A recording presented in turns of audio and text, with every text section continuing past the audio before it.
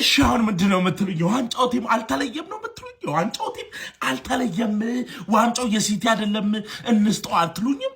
እንስጠው ሪኮም እንዲህ እንስጠው፣ በቃ ይሰጡ፣ ሲቲ ይውሰድ፣ ይዞት ይሂድ ዋንጫውን።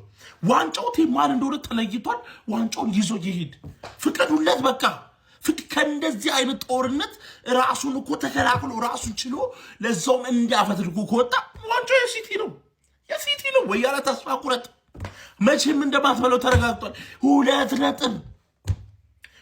ነጥብ እመነኝ 2 ነጥብ። ነገ ቶተንሃም አንተን ሲያስጥል ሲቲ ወደ ላይ ይወጣል። ቶፕ 1 እኛ አስቶን ቪላ ጥሏል፣ ቼልሲ ጥሏል። ቶፕ 3 የዩናይትድ ተከታትል። እንደዚህ ነው የምንሆነው።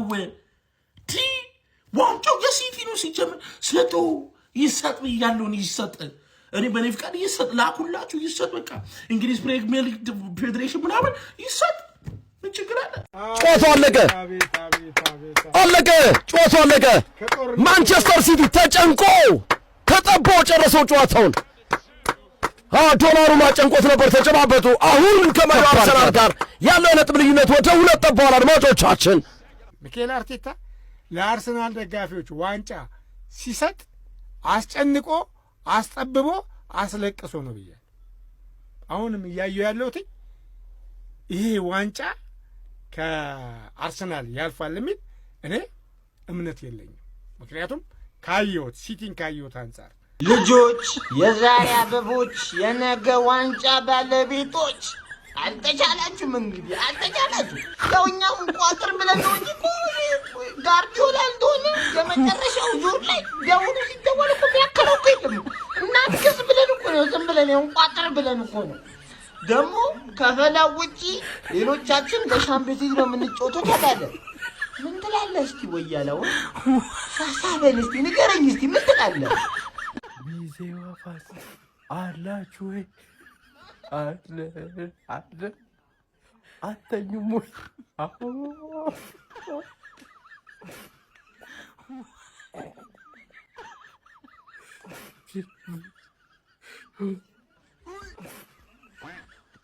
ሲቲ ገግሞ 2-1 በዛው ሰከንድ ሃፍ ተቀጥቅጦ ማለት ነው። ግን ቢቀጠቀጠ ፖዚሽን ብቻ ነው እንጂ እኮ ምንም የሚያገቡ አይመስሉም ነበር። ምንም አንዴ ብቻ ተሞከረሱም ዶላኑ አይሰማም እኮ ገባ፣ አይሰማም። ሃላንድ ራስ ወደ ኋላ ተመልሶ እየተከላከለ ነበር። ማን ፊልሚያ ተፋለሙ ሲቲ ነጥባቸውን ይዘው ለመውጣት ማለት ብቸኛ ያየነው ፖዚቲቭ ነገር ሰከንድ ሃፍ ማፈግፈጋቸው ነው። ያ ኖርማል ነው። ሰከንድ ሃፍ አንዳንዴ ያቻ ይደረግብሃል፣ አንዳንዴ ይገባብሃል፣ አንዳንዴ ደግሞ ይዘት ወጣለ። ገባር ሊጉ እንደዚህ ሆኗል። ሊጉ እንደዚህ ሁለቱንም ሃፍ መደብደብ በጣም ከባድ ሆኗል አሁን በዚህ ሊግ ማለት ኒውካስል ዝም ብለሽ ተኛሻ አንቻድክ ጎርደን ጀግና ናት። ኢላንጋ የሚባል ደደም መሀይም ነው ያላጫወተ።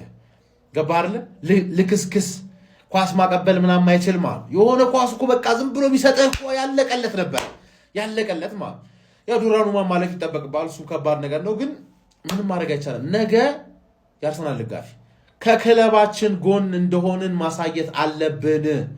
ከክለባችን ጎን እንደሆንን ማሳየት አለብን። ተረዳችሁ አይደለ?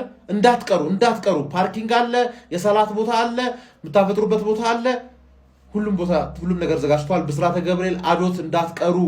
ዶሮዋን እንገነጣጠላታለን፣ እናፈጥርባታለን። ለክርስቲያን ወገኖቻችን ደግሞ የጾም ዶሮ አለ። እንዴት እንደተሰራ እንዳትጠይቀኝ፣ በ3 ነጥብ አሳይሃለሁ። ወይኔ ቋጠሩ፣ ወይኔ እንቅልፌን ብተኛስ። ጀማው እንዴት አይነት አጓጊ ልብ ሰቀይ ጨዋታ እንደነበረ ተመልከቱ። ይኸውላችሁ ፔፕ ጋርዲዮላ እንዴት እንደሚዘለ ተመልከቱት። ይኸውላችሁ ሃላንድ እንዴት እንደሚሆን ተመልከቱት። ይኸውላችሁ ይሄ ሁሉ መልእክቱ ለኛ ነው፣ ለሌላ እኮ አይደለም እኮ መልእክቱ ለኛ ነው እየላኩልን ያለው። ይኸውላችሁ አንድ ቡድን እየመራ ኳስ ሰጥቶ ሳይሆን መከላከል ያለበት። ይኸውላችሁ ፎደን የሳቱን ኳስ አይታችሁታል። በተጨማሪ ሽርፍራፊ ሰከንድ ላይ ማለት ነው በረኛ ያወጣውን ኳስ በቃ ማጥቃት መከላከል እንደሆነ ጭምር ነው ለኛ ዛሬ ያስተማሩን። ኳስ ሰጥቶ መሸሽ አይደለም መከላከል አይደለም። ገብቷል? ኳሱን ትይዞና አታክ ነው የምታደርገው። ይሄው በቃ አሁን ዋንጫው የኛ ነው። ሴሌብሬሽናቸውን ተመልከቱ እያንዳንዳቸው ማለት ነው። ጋርዲዮላ እንዲህ ሲዘል አላየሁትም። እጅግ የፈራው ከባዱ ጨዋታ የነበረው ለሱ የሚፈትነው ኳስ የነበረው ይሄ እንደሆነ ተረቶታል መሰለኝ። ከምንም ጊዜው በላይ ነው ሲፈነጥዝ ማያዩ። ይሄው እንደ ጻድቅ ማለት ነው። ወይኔ ይሄ ጨዋታ የሆነ ነገር እናገኛለን ብዬ ጠብቄ ነበር። እኛ ኢታሃድ ላይ ሄደን እንደውም ነው ከዚህ ቡድን ላይ 3 ነጥብ የምንወስደው። ኢታሃድ ላይ ሄደን 3 ነጥብ እንወስዳለን። እንዴት አባታቸውን የሚፈነጩት እናንተ ዋንጫ መብላታቸውን ያረጋግጡ እኮ ነው የሚያስሉት። ወይኔ ወይኔ ወይኔ! ይሄ ፔፕ ጋርዲዮላ ሰራዊት ነው። ያራዳ ልጆች ምረት የለሹ ምንም አይነት እንከን ቢያገኝብ የማይምር ጭራቁ ፔፕ ጋርዲዮላ ከባዱ ኒውካስትል ነው ያስተናገደው። ዛሬ በኒውካስትል ቦታ የመጨረሻ ትንሹ ክለብ ቢሆን ራሱ ለሲቲ ቀላል አይሆንም ነበር። ነገር ግን በሚገባ በጀብደኝነት ተወጦታል ነው የምልህ። ያራዳ ልጅ ልበ ቆራጡ። እኔ ጋርዲዮላ የሚመቸኝ ለዚህ ነው። ሰው ባለቀ ሰዓት ላይ ራሱን ያጠናክራል፣ ተከላካይ ያስገባል፣ ፏደን ነው ቀይሮ የሚያስገባው። ይሄ ነው ፔፕ ጋርዲዮላ ማለት። ጀብደኛ፣ እንደ አንበሳ ተወቅቶ እንደ አንበሳ የሚሞት ቡድን ይዞህ ሜዳውስ መግባት ካለብህ ነው። ለዚህ ነው የትኛውም የፕሪሚየር ሊግም ሆነ የትኛውም ቡድን ፔፕ ጋርዲዮላ እንዲያሰለጥነው የሚፈልግበት ዋነኛው ምክንያት ሜዳ ውስጥ የሚረብሽን ነገር አታይም። ቢሸነፍ እንኳን ሞክሮ ነው። ቢሸነፍ እንኳን ነገሮችን ቢያጣ እንኳን ታግሎ ነው። አሁን ማንቸስተር ሲቲ ለዋንጫው በጣም ያስፈራል። ያራዳ ልጆች አሁን ማንቸስተር ሲቲ እንከን ባገኘ ቁጥር እየተሳበ ነው የሚመጣ። አናኮንዳ ነው የሚሆንብህ። ያራዳ ልጅ ጥርስ ያለው ያኛውን ነው የሚሆንብህ። ሌላ ነገር የለም። ጀምሯል። አሁን ማንቸስተር ሲቲ እና ፔፕ ጋርዲዮላ እንቅስቃሴያቸውን በሚገርም ሁኔታ ከፍተዋል። አዱ ብለው ተጀምሮ በ2 ነጥብ ጠቧል ከአርሰናል ጋር። ነገ ከቶተናም አርሰናል ከባድ ፈተና አለበት። ሚካኤል አርቴቴን ፈተና እንዴት እንደሚወጣው አናውቅም። ነገር ግን ዛሬ ፔፕ ጋርዲዮላ በሚገርም ሁኔታ ተወጥቶታል። ኒውካስል 2-1 ተሸንፏል። አልፈርድበትም። ምክንያቱም ኒውካስል የገጠመው ማንቸስተር ሲቲን ብቻ አይደለም 18ቱን ቡድኖች ሸመላችሁ። ከአርሰናል ውጭ ያሉት 18ቱን ቡድን የማንቸስተር ሲቲ ደጋፊዎች ነበሩ። አለው አትችሉም፣ ኒውካስሎች ባይዘው አትችሉም። ግን ባትችሉም አልፈርድባችሁም። እንዲሁም ደግሞ ኮንፈረንስ አትገባትም። ኤዲሃው ደግሞ ተባረራታለህ። ገነርስ አንድ ነገር ልንገራችሁ ሁላችሁ፣ አርሰናል ማለት ነው ፉክክሩ ከአንድ ቡድን ጋር ብቻ አይደለም፣ ከዓለም ሁሉም ቡድን ብትሉ ሰው ብትሉ ሁሉም አጌንስት አርሰናል ከኛ ተቃራኒ ናቸው። የኛን ውድቀት ነው የሚጠብቁት። ስለዚህ በዚህ ሰዓት ማለት ነው ኮስተር ቆፍጠን ብለን ማለት ነው ቡድናችንን በአንድነት መደገፍ አለብን። የምሬ ነው የምላችሁ። በቃ ጠላቶቻችን ብዙ ናቸው፣ ባናታቸው ደግሞ ማለት ይተከላሉ። ማንቸስተር ሲቲ አሸንፏል፣ በነጥቡ በ2 ሆኗል። ከነገ ጀምሮ ማለት ነው ቡድኔ ወንድ ነበር። ወንድነቱ እንዲቀጥል ነው የምፈልገው። በቃ አለቀ። ሜንታሊቲያቸውን ነው የምፈልገው። የኛ ቡድን ሜንታሊቲ ከተመለሰ አሪፍ ከሆነ ማለት ነው ሜዳው ላይ ሄደን እንገርፈዋለን። የምሬ ነው የምላችሁ። አትፍሩ። በቃ ተዋቸው። እንደው ትኩረት አናርግ እነዚህ ላይ ትኩረት ለክለባችን። በቃ 11 ጨዋታዎች ይቀራሉ። 11 የፍጻሜ ጨዋታዎች ለኛ። ማንቸስተር ሲቲ ከመድፈኞቹ አርሰናሎች አንገት ስር መተንፈሱን ጀምሯል። በይፋ የእንግሊዝ ፕሪሚየር ሊጉ የዋንጫ ፉክክር ተመልሷል ማለት ይቻላል። በ27ኛ ሳምንት እንግሊዝ ፕሪሚየር ሊግ መርሃ ግብር የኤዲሃውን ኒውካስትልን ታር ላይ ያስተናገደው የፔፕ ጋርዲዮላ ማንቸስተር ሲቲ 2-1 በሆነ ውጤት በማሸነፍ ነው ጣፋጭ የሚባል 3 ነጥብ ማስመዝገብ የቻለው ማለት ነው። እንደሚታወቀው መድፈኞቹ አርሰናሎች ነጥብ መጣላቸውን ተከትሎ ማንቸስተር ሲቲ በ2 ነጥብ ብቻ እንግዲህ በማጥበብ 56 ነጥቦችን በመያዝ ሁለተኛ ደረጃ ላይ ተቀምጧል። መድፈኞቹ አርሰናሎች 58 ነጥቦችን በመያዝ ከማንቸስተር ሲቲ በ2 ነጥብ ከፍ ብሎ አንደኛ ደረጃ ላይ ተቀምጧል ማለት ነው። ጨዋታው ፈርስት ሃፍ በጣም ቆንጆ ነበረ ማለት ይቻላል። የተለያዩ የውጤት ለውጦችን እንዲሁም ደግሞ አስደናቂ የሆኑ እንቅስቃሴዎችን የተመለከትንበት ሃፍ ነበረ ማለት ይቻላል። በመጀመሪያው አጋማሽም ማንቸስተር ሲቲዎች በኒኮ ኦሬሊ አማካይነት ቀላይ መሆን ችለው ነበር 14ኛው ደቂቃ ላይ ማለት ነው። ከዛ ኒውካስትሎች በሊሳል አማካይነት 22ኛው ደቂቃ ላይ ጎል አስቆጥሮ ጨዋታቸው ሆኖ ነበረ። በድጋሚ ማንቸስተር ሲቲዎች ራሱ ኦሬሊ እንግዲህ 27ኛ ደቂቃ ላይ ጎል አስቆጥሮ 2-1 ጨዋታውን ማድረግ ችሎ ነበረ ማለት ነው። 3ቱም ጎሎች የተቆጠሩት ፈርስት ሃፍ ነበር። ኒኮ ኦሬሊ ዛሬ ኤርሊንግ ብሮት ሃላንድን ሆኖ ነው ያመሸው ማለት ቢባል ማጋነን አይመስለኝም። ጨዋታውን በዛ ውጤት ተጠናቋል ማለት ነው። ማንቸስተር ሲቲ ይህንንም ተከትሎ በይፋ ከአርሰናል ጋር ያለውን የነጥብ ልዩነት ወደ 2 ማጥበብ ችሏል ማለት ነው። ሰከንድ ሃፍ ላይ ሞር ጥንቃቄ ወስደው እንግዲህ የካውንተር አታክ ዕድሎችን ነበር ለመፍጠር ሲሞክሩ የተመለከትናቸው ማለት ነው። ለማንኛውም እናንተ ስለዚህ ጨዋታ ምን ትላላችሁ?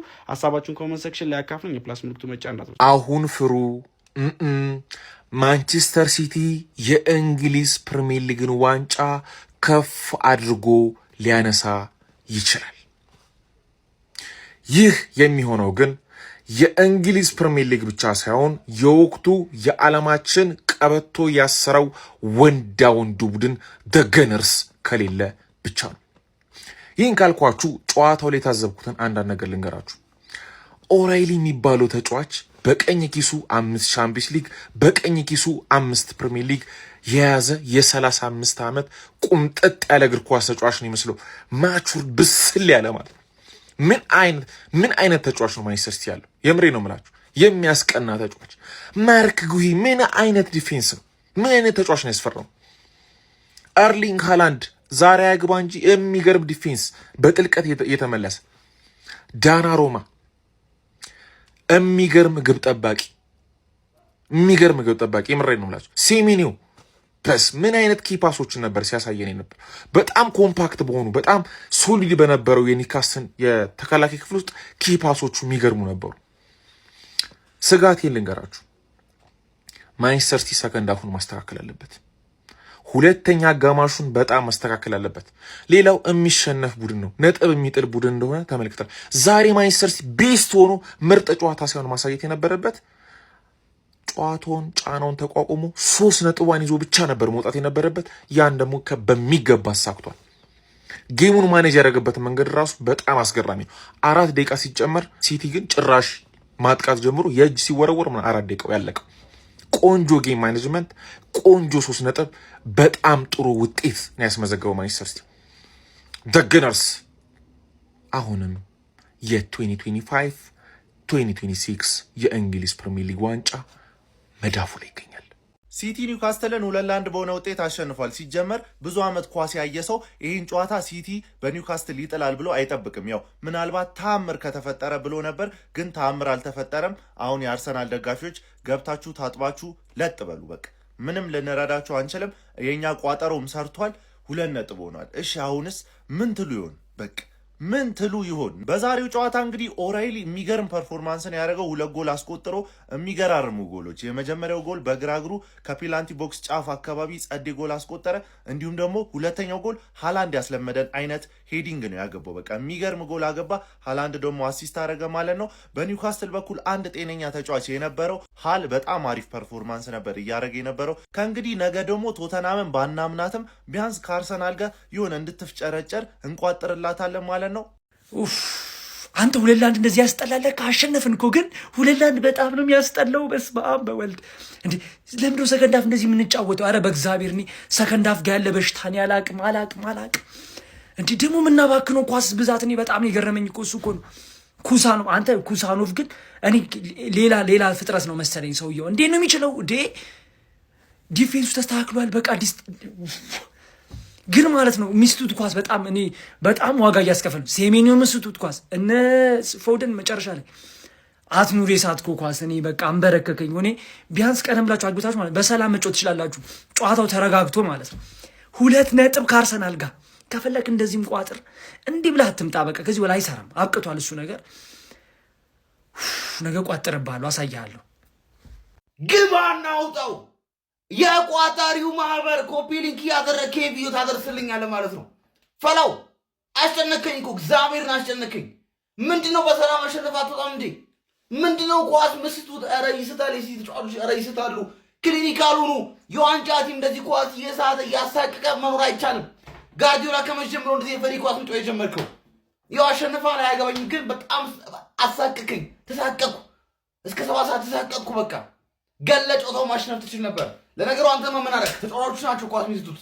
ለማንኛውም ተሳክቶልናል ወይ ያለው ዛሬ ተቃጥላል። ነገ ደግሞ ሚኮ ስፐርስ ያቃጥላል። ነገ ሚኮ ራሱ ያቃጥላል ማለት ነው። ትችላለህ ጎረቤቴ፣ ታቆራኛለህ። እተማመንብሃለሁ። በቃ እተማመንብሃለሁ። ደረጃ ሰንጠረዡ ወደ 2 ዝቅ ብሏል። አሁን አፍንጫ ስር መጥቶ እየተነፈሰ ነው። አንገትን አንቆ እየጠበቀ ይገኛል። ነገ ትላለህ፣ ከዛ እንጠሮጦስ ትወርዳለህ። ሚዜ ራሱ እንዳትሆን ነው የምናደርግ። አንተ ሚዜውንም እንቀይራለን። ሲቲ ተመልሷል። ከሞን የቋጣሪው ማህበር እንኳን ደስ አለን።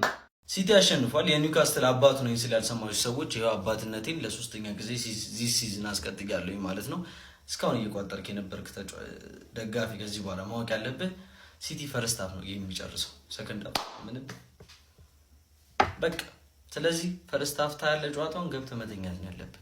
ኤቭሪ ታይም የሲቲ ደጋፊዎች እነግራችኋለሁ፣ ሲቲ ኳስ ለቆ ከተጫወተና ለተቃራኒ ቡድን ኳስ ሰጥቶ ከተጫወተ ሲቲ በጣም ውጤታማ የመሆን እድል አለው። አድቫንቴጆቹን ልንገራችሁ። አንደኛ ነገር የተተፋ ኳስ ያገኛል። በረኛ የሚተፋቸው ተጫዋቾች የሚተፋቸው የሚሳሳቱት ኳሶች ማግኘት ይችላል። ተረዳኝ። ተጫዋቾቹ አይደክሙበትም። ካውንተር መሄድ ይችላል። ፕረስ ሲደረግ ተቀብለው መቀበል ብቻ ነው የኛ ስራ። ገባ? ዲፌንስ ላይ በጣም አሪፍ መሆን ብቻ ነው የኛ ስራ። ኳስ ሰጥተህ ስትጮት ከዛ በኋላ ካውንተር ትሄዳለህ። ኳስ ይወጣል፣ የእጅ ኳስ ይገኛል። ብዙ አድቫንቴጆች አሉት እና ሲቲ ይህንን ነገር ከተጠቀመ ሁሌ ውጤታማ ይሆናል። የሊቨርፑል ጨዋታ ላይ ነገራችኋለሁ። የዛሬው ዊን የተገኘው በዚህ ምክንያት ነው። ኒውካስትል ኳስ ይዞ ተጫወተ፣ ሲቲ ሲቀጠቅጥ አደረ። ኒኮ ኦራይሊ ምን አይነት ተጫዋች ነው? ምን አይነት ተጫዋች ነው? አይ ቲንክ ላይክ እኛ ራይት ባክ አሪፍ ቦታ አለው ለሱ ብለን እናስባለን እንጂ በጣም ሚድፊልደር በጣም ተመችቶታል። ዲፌንሲቭ ሚድፊልደር በጣም ተመችቶታል።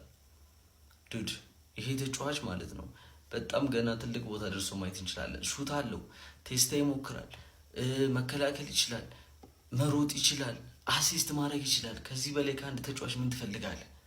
ምን ትፈልጋለህ? ይሄ ተጫዋች ገና ሲቲ ውስጥ ብዙ ነገር ያሳየናል ብዬ ተስፋ አደርጋለሁ። በዛሬው ጨዋታ ሃላንድ እና ማርሙሽ አጥቂዎቻችን አሲስት አድርገው መውጣት ችለዋል። ይመቻቸው። ይህን ቪዲዮ ሼር፣ ኮፒ ሊንክ አድርጉት። ፎሎ ማድረጋችሁን እንዳትረሱ። ሲቲዝንስ አካውንት የተመቷል። አደራ ለእናንተ ሰጥቻለሁ።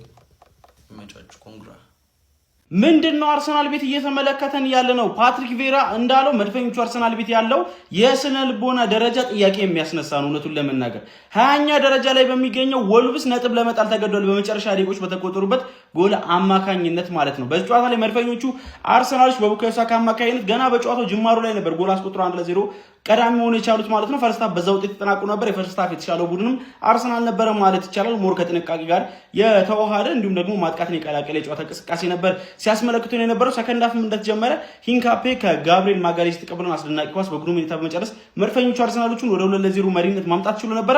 ነገር ግን ወልቭሶች በሁጎ ቡዌኖ አማካኝነት እጅግ በጣም አስደናቂ የሆነ ጎል አስቆጥረው ጨዋታውን 2-1 በማድረግ ጨዋታው ላይ ነፍስ ዘርተውበት ነበረ ማለት ነው። ከዛው ጨዋታው ሊጠናቀቅ ጥቂት ደቂቃዎች በሚቀሩበት ሰዓት ላይ እንግዲህ ካላፊዮሪ በራሱ መረብ ላይ ተቀይሮ ገብቶ በመግባት ጎል አስቆጥሮ ጨዋታው 2-2 በመጠናቀቅ መድፈኞቹ አርሰናሎች ነጥብ ለመጣል ተገደዋል። ከማንቸስተር ሲቲ ጋር ያላቸውን የነጥብ ልዩነትም ወደ 7 ማስፋት የሚችሉበትን እድል ሳይጠቀሙበት ቀርቷል። አሁን ላይ በፕሪሚየር ሊጉ ከማንቸስተር ሲቲ በ5 ነጥብ ከፍ በማለት በ58 ነጥብ አንደኛ ደረጃ ላይ ተቀምጧል ማለት ነው። ማንቸስተር ሲቲ ቀሪ ጨዋታ እያለው በ5 ነጥብ ከአርሰናል ዝቅ ብሎ ሁለተኛ ደረጃ ላይ ተቀምጧል። ቀሪ ጨዋታውን ማሸነፍ የሚችል ከሆነ የነጥብ ልዩነቱ 2 ብቻ የሚሆን ይሆናል ማለት ነው። የሚኬል አርቴታው አርሰናል ግን በግድ ለማንቸስተር ሲቲ አሁንም የዋንጫ ፉክክር ውስጥ እንዲሳተፍ እድል እየሰጠው እንደሚገኝ የተመለከትን ነው የምንገኘው።